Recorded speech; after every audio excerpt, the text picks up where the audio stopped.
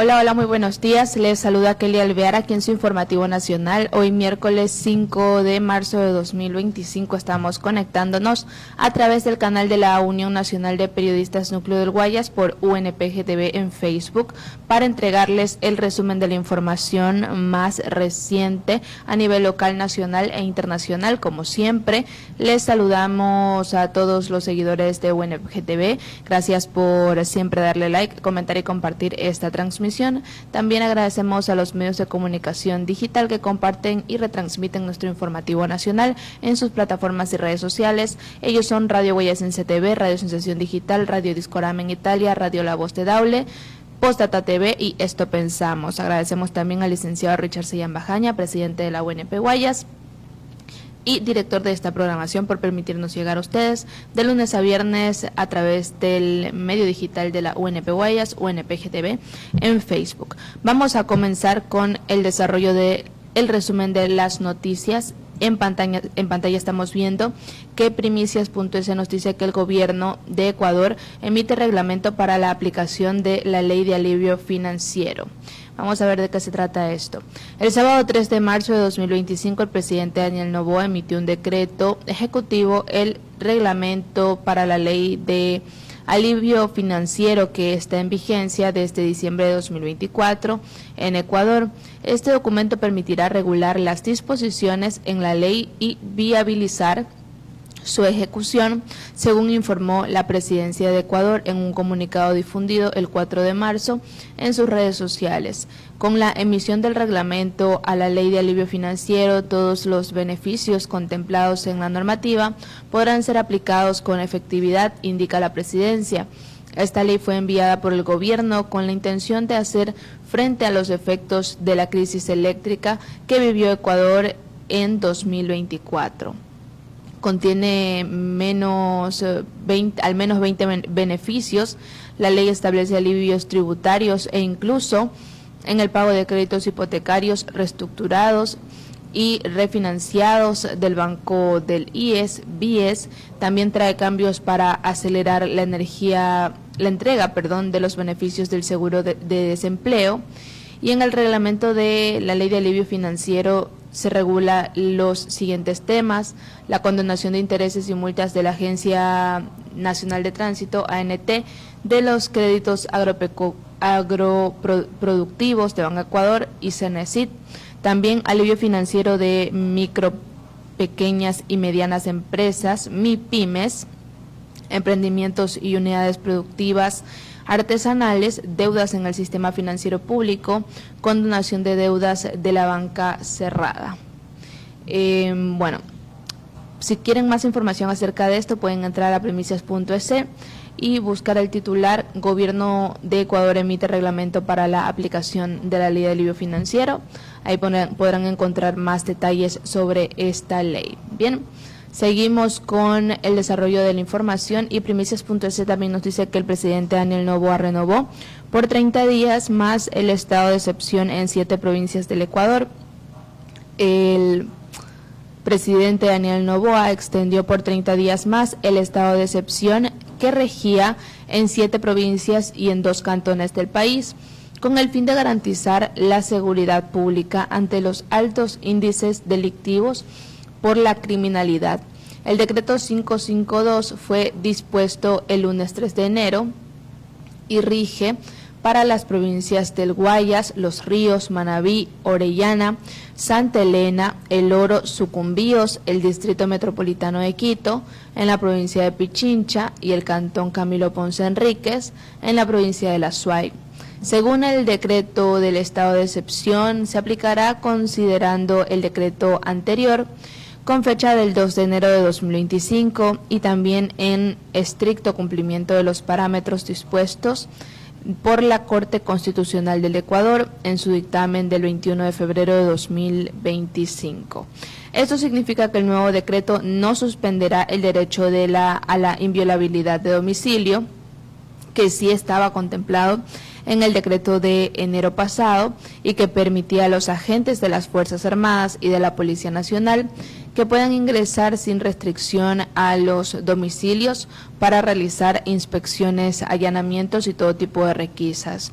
El nuevo decreto tampoco suspenderá el derecho a la libertad de tránsito, que en los meses de enero y febrero estuvo restringida la circulación en los horarios de 22 horas a 5 horas. El objetivo final del estado de excepción es garantizar el orden público, la paz social y la convivencia pacífica entre los ciudadanos, así como la obligación establecida en el artículo de la Constitución que dispone las servidoras y servidores públicos serán responsables por cualquier abuso que hubieran cometido en el ejercicio de sus facultades durante la vigencia del estado de excepción, señala el decreto. Los Ministerios de Defensa y del Interior, además del Centro de Inteligencia Estratégica, en coordinación con todas las entidades e instituciones competentes, serán los encargados de la ejecución del nuevo decreto. Seguimos con la información y el mercurio.com.es nos dice que más del 80% de producción de Sacha se queda en manos de privado. Veamos de qué se trata este asunto. Quiero saber en los comentarios qué opinan ustedes acerca del mismo.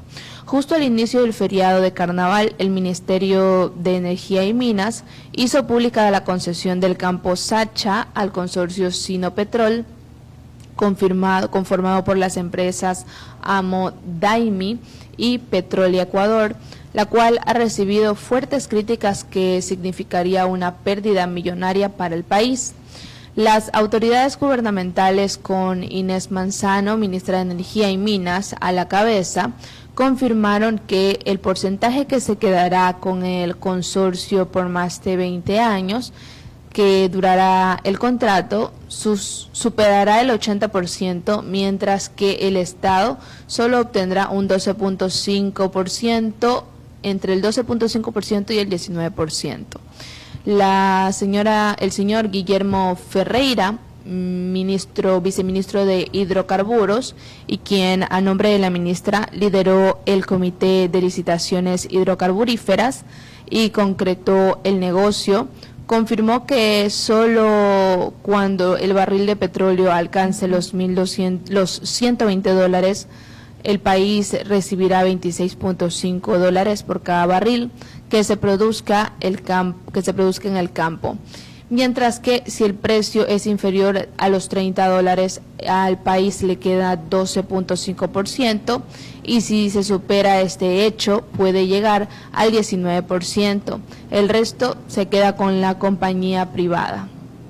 Para David Almeida, secretario general de la Asociación Nacional de Trabajadores de la Energía y el Petróleo, ANTEP, la adjudicación de Sacha a Sinopetrol significa el peor negocio que se ha hecho para el Estado, pues las pérdidas son millonarias. Almeida explicó que al momento Sacha produce cerca de 80,000 barriles por día, con un costo de producción promedio de $8 por barril, incluidas las inversiones, con lo que le entrega al país $1.700 millones anuales en renta petrolera. Con la concesión de cada 100 barriles que se produzcan, entre 12 y 20 serán para el Estado y el resto será para la empresa privada. Actualmente el 100% que obtenemos de Sacha cubre los costos de producción y la inversión nos cuesta un 10%. El 90% son utilidades que se quedan en el país. Con la concesión será al revés, el 90% se lo llevará la concesionaria, afirmó Almeida.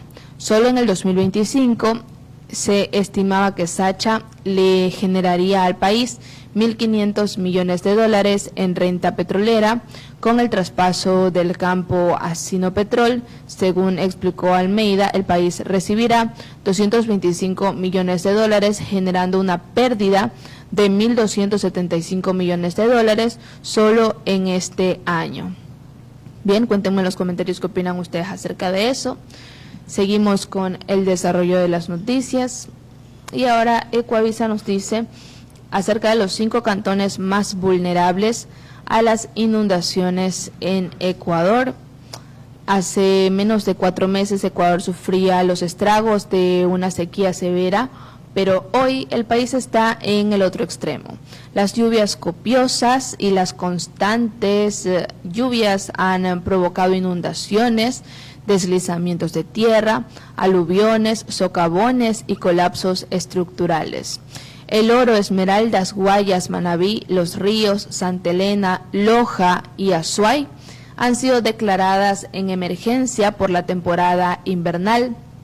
Desde el 1 de enero hasta el 4 de marzo, 14 personas han muerto y cerca de 76,000 han resultado afectadas por los eventos derivados de las lluvias. Un informe de la Secretaría Nacional de Gestión de Riesgos revela cuáles son los 5 cantones más propensos a inundaciones y otros fenómenos asociados a los aguaceros, ya sea por su geografía, por su infraestructura deficiente o por la falta de obra de los municipios, prefecturas o el gobierno nacional. Primero tenemos a Chone, en el centro norte de Manabí.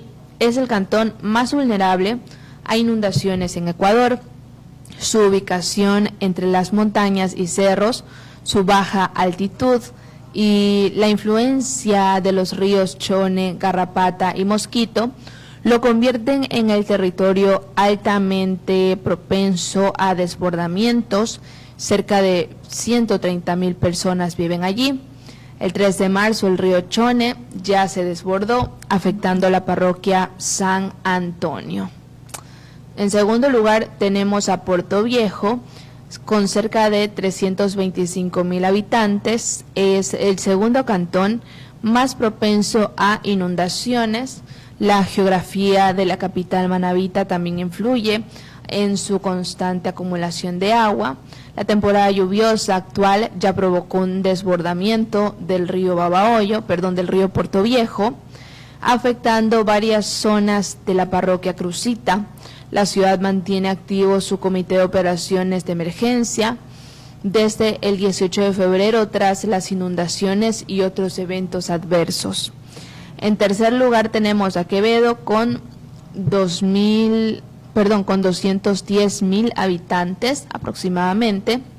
Se ubica en el tercer casillero de esta lista. Su localización en una zona de confluencia de ríos lo hace propenso a desbordamientos. En ese municipio está activo el COE cantonal desde el 20 de febrero. Sectores como Venus del Río, Nuevo Amanecer, 20 de febrero, La Patera han tenido inundaciones. En cuarto lugar tenemos a Babahoyo, con una población de 180,000 personas, ocupa el cuarto puesto. La capital de Los Ríos es muy vulnerable a crecidas de varios afluentes como el Babahoyo, Chilintomo, Catarama, San Pablo, Pita, entre otros. Además, la topografía baja de esta jurisdicción favorece a acumulaciones de agua. Las parroquias rurales Pimocha, Caracol, Febres Cordero y La Unión han llevado la peor parte este año. El cantón activó su COE desde el 28 de febrero. Y en quinto lugar tenemos a la isla La Sierra, Juján, que tiene 30,000 habitantes aproximadamente. Su cabecera cantonal sufre cada año por anegaciones derivadas de la falta de obras. En esta jurisdicción hasta el cementerio ha quedado bajo agua. Juján activó su COE desde el 17 de febrero. Ahí estamos viendo la imagen del cementerio inundado en Juján, en la provincia del Guayas. El más reciente pronóstico del INAMI prevé lluvias moderadas y fuertes en gran parte del país, al menos hasta el 7 de marzo. Sin embargo, en localidades de Guayas, Los Ríos, Manabí, El Oro y Cotopaxi se espera lluvias muy fuertes. Seguimos con la información aquí en su informativo nacional. No olviden que pueden darle like, comentar y compartir esta transmisión. Teleamazonas.com nos habla también sobre Guayaquil, que mantiene más de una docena de sectores afectados por lluvias del martes de carnaval. Guayaquil soportó intensas lluvias durante el martes de carnaval desde la mañana de este miércoles 5 de marzo de 2025. Segurep monitorea los sectores afectados por acumulación de agua. Al menos 14 sectores aún son monitoreados a través de cámaras de la empresa municipal, aunque las autoridades recalcaron que no se han reportado árboles caídos, inundaciones, deslizamientos, colapsos de viviendas, vendavales ni socavones. Durante la mañana de este miércoles se han reportado una intensa lluvia en el centro y noroeste de Guayaquil. Por otra parte, en la noche del martes sumaron más de 40 sectores afectados por la acumulación de agua. Personal municipal inició el drenaje en calles afectadas para habilitar el paso. Las brigadas de Segurep realizan limpieza de sumideros para prevenir nuevas inundaciones. Asimismo, la empresa exhortó a la comunidad a no botar basura en las calles para evitar el taponamiento de las alcantarillas. Seguimos con el desarrollo de las noticias. Está de más que les digan que no boten agua en las alcantarillas. Eso debería ser, por respeto a la ciudad, se lo debería hacer siempre, con lluvia o sin lluvia. Deberían evitar botar basura en la calle. Pero bueno, hay que recordarlo por ciertas personas que no acatan esta orden y no tienen ese sentido común de cuidado de la ciudad.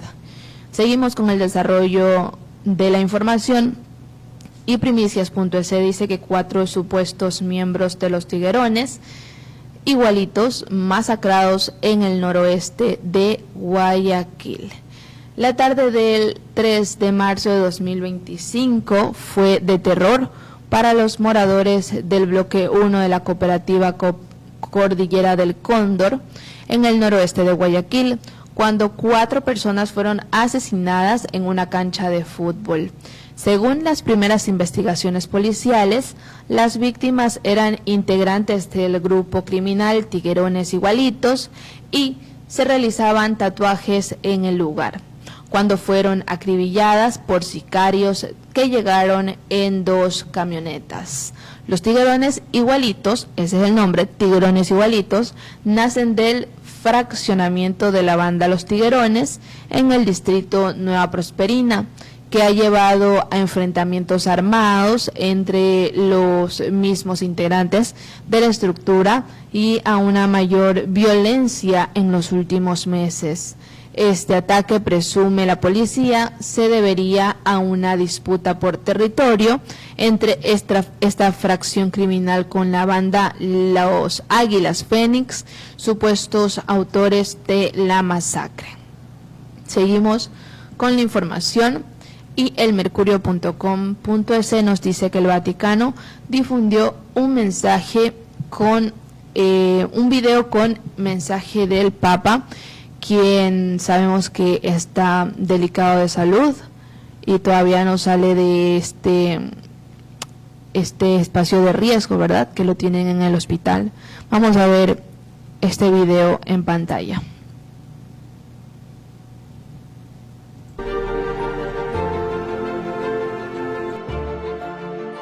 Todos soñamos con una familia linda, perfecta, pero no existen las familias perfectas.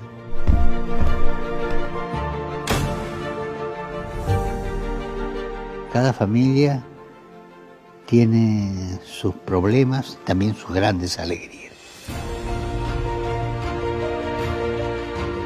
En la familia cada persona es valiosa porque es distinta a las demás. Cada persona es única, pero las diferencias también pueden provocar conflictos, heridas dolorosas.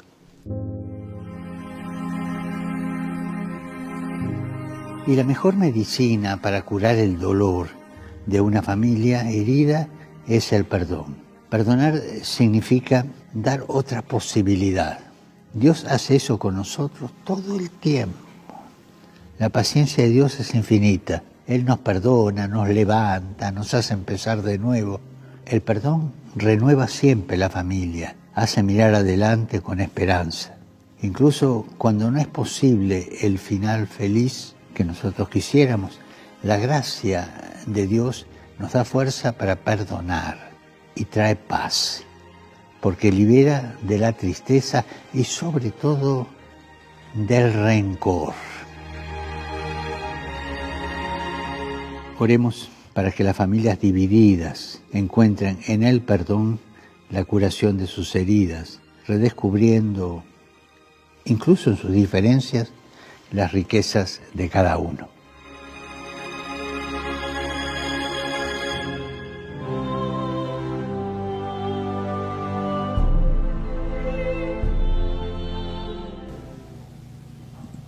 Bien, ese es el mensaje que quiso dar el Papa a pesar de su estado de salud. Tras 19 días de internación por problemas respiratorios, el Papa aún no está fuera de peligro, según fuentes vaticanas. Bueno, como ya vimos el video, Francisco concluyó su mensaje con una petición de oración. Oremos para que las familias divididas encuentren en el perdón la curación de sus heridas, redescubriendo incluso en sus diferencias las riquezas de cada uno. Bien, seguimos con las noticias aquí en su informativo nacional. El Mercurio.com nos dice que Trump suspende ayuda militar a Ucrania en plena guerra. La decisión del presidente de Estados Unidos, Donald Trump, de suspender el envío de ayuda militar a Ucrania ha detenido de inmediato el suministro de armas y munición valorado en más de $1.000 millones. Parte de este material ya estaba listo para ser trasladado a Ucrania desde países como Polonia. Fuentes cercanas al proceso confirmaron la suspensión. El exfuncionario de trabajo en el envío de armas durante el gobierno de Joe Biden y Mark Cancian, analista del Centro de Estudios Estratégicos e Internacionales, CIS, señalaron que la medida podría afectar armamento clave como drones y munición para los sistemas de cohetes HIMARS utilizados por Ucrania en el campo de batalla. La Casa Blanca no ha dado detalles sobre la suspensión. No obstante, un alto funcionario del gobierno confirmó a la agencia EFE que Trump ordenó frenar la ayuda para evaluar si los aliados de Estados Unidos buscan lograr la paz y si el respaldo estadounidense contribuye a ese objetivo. El monto bloqueado podría aumentar si la medida se prolonga.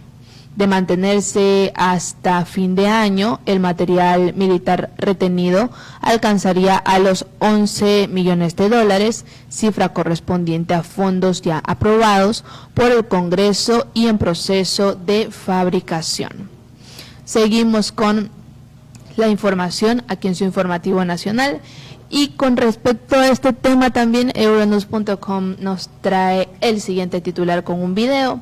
Una marcha de partidarios de Ucrania planta cara a Trump antes de su discurso en el Congreso.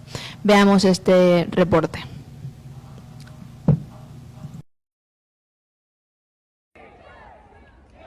Manifestantes partidarios de Ucrania salieron a las calles de Washington el martes poco antes de que el presidente estadounidense Donald Trump pronunciara su discurso ante una sesión conjunta del Congreso. Los asistentes a la marcha expresaron su indignación por el acercamiento de posturas de Trump con Rusia y la decisión de pausar la ayuda militar estadounidense a Ucrania. Durante su discurso del martes por la noche, Trump leyó una carta que le envió poco antes el presidente de Ucrania, Volodymyr Zelensky, mostrando su disposición a sentarse a la mesa de negociaciones lo antes posible para alcanzar una paz duradera. Zelensky dijo que Ucrania aceptaría un acuerdo sobre minerales con Estados Unidos para facilitar el diálogo.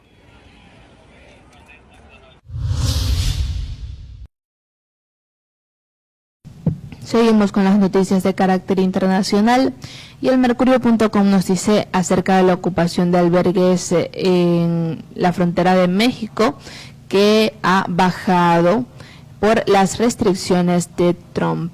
La ocupación de migrantes en albergues de la fronteriza Ciudad Juárez ha caído drásticamente en 6 semanas después del regreso de Trump a la presidencia de los Estados Unidos, lo que ha cambiado el panorama migratorio en la frontera norte, según explican a EFE los directores de algunos refugios.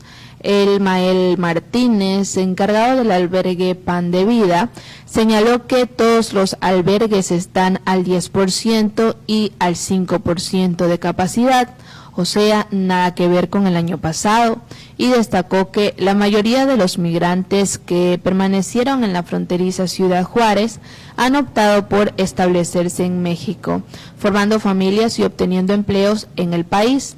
El endurecimiento de las políticas migratorias en la franja fronteriza, donde México envió al menos 10,000 elementos de la Guardia Nacional para combatir el tráfico de drogas y migrantes, y así evitar que se cumpla la amenaza del gobierno de Donald Trump de imponer aranceles de un 25% a productos mexicanos, ha reducido drásticamente la cantidad de personas que buscan cruzar la frontera. Textualmente dice, bajó muchísimo con eso de las restricciones que puso el presidente de Estados Unidos y también por parte del gobierno federal de México, ya que ya no dejó pasar las caravanas, detalló el señor Martínez.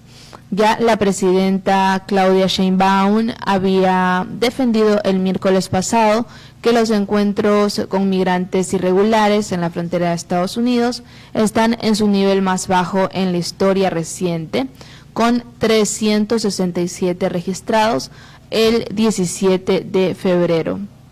Por su parte, Ernesto Alexander Vasconcelos, abogado mexicano con nacionalidad venezolana y representante de la comunidad migrante de su natal país en Ciudad Juárez, advirtió de los riesgos que enfrentan las personas en movilidad que han quedado varados en el norte de México. Textualmente dice que los riesgos son muchos, pero creo que el primero es la seguridad física de los inmigrantes, porque esto traerá como consecuencia que quedarán más a la merced de los organismos delincuenciales que se dedican al tráfico de personas y la delincuencia organizada, aseguró Vasconcelos. Asimismo, subrayó que la falta de una política clara por parte del gobierno mexicano agrava la situación de los migrantes que buscan regularizar su estatus. Seguimos con las noticias internacionales aquí en su informativo nacional, y Euronews.com también nos dice que 2 atentados suicidas surgieron en una base militar de Pakistán y dejaron al menos 12 muertos. Veamos este reporte. Al menos 12 personas murieron tras un doble atentado suicida perpetrado el martes contra una base militar en el noroeste de Pakistán. Jais al-Fursan, grupo afiliado a los talibanes pakistaníes, reivindicó la autoría del atentado en Banu, cerca de la frontera con Afganistán. Otras 30 personas resultaron heridas, según fuentes sanitarias locales. Es el tercer atentado de este tipo desde el comienzo del Ramadán el domingo.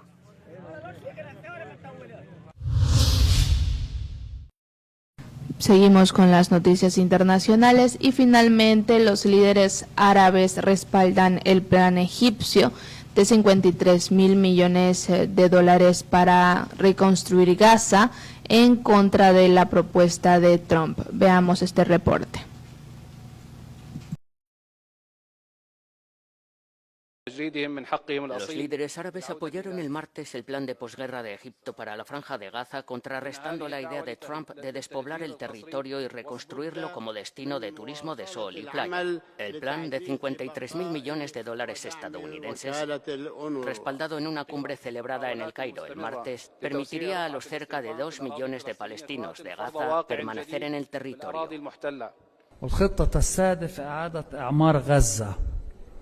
وفق مراحل محددة وهناك وسائل لحشد التمويل العربي والدولي وفي إطار يحافظ على الوضع القانوني لغزة كجزء من إقليم الدولة الفلسطينية المستقبلية غزة والضفة الغربية سوياً.